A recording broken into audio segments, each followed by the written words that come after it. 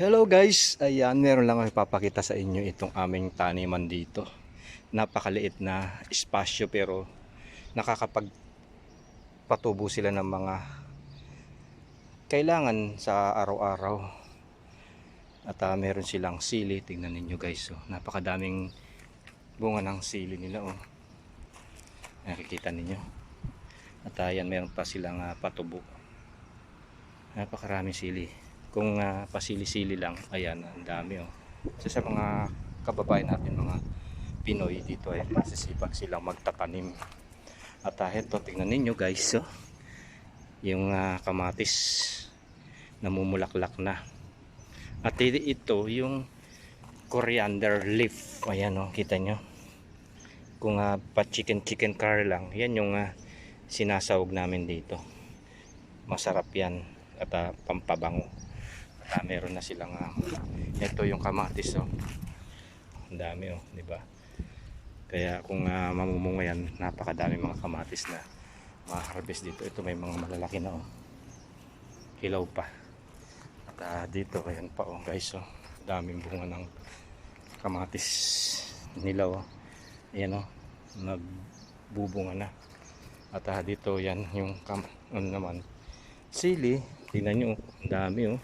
Sipag-sipag lang kung pa tinotinola lang, pa kaldereta, meron na silang aanihin. Napakadaming bunga ng sili guys oh. Tingnan ninyo oh. Nakakatuwa. Ang daming sili. Harvest tayo guys. At ilang piraso lang. Pang ano ba, sausawan. Ayan, ang dami oh. May pula, hinog na yan. Daming bunga guys oh. Nakakatuwa, di ba? Tahig yan. Ang mahal sa ating kaya ng tahig. Dito napakadaming bunga ng sili nila oh. Sa Awaka. Ayan, pati sa loob. Ang daming bunga. Wow. There's a lot of chili. Look at that. Oh, di ba? There's a lot of chili here in our accommodation. So unlimited. You pick chili if you want to cook tinola, caldereta. There's a lot of chili here. Look at that guys. I'm so happy because we are not buying a chili. Guys, look at that. There's a lot of chili. Ayan oh. Napakadami. Wow. And also have lemon here and coriander leaf. Look at that. And this is chili. Too much. Look at that. Wow. And come on, let's go. Let's picking nana. You know nana guys. This is a nana or mint. We are not buying nana here or mint. You know this mint, this same juicy fruit gum mint, or in the Arabic is nana.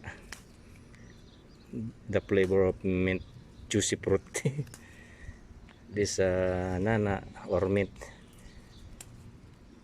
too much benefits. If you have fever, flu, you make a tea, a nana mint. And also if you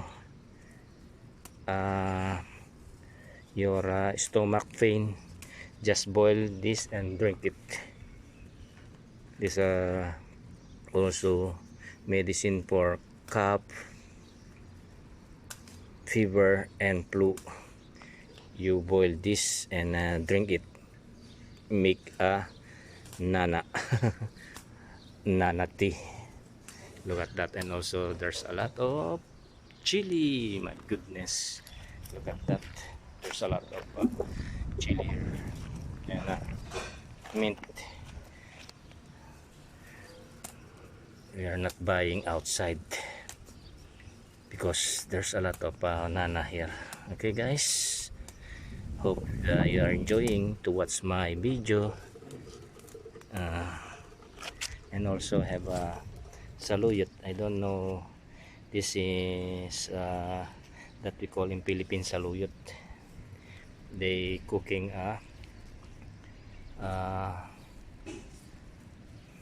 pakbet in the Philippines.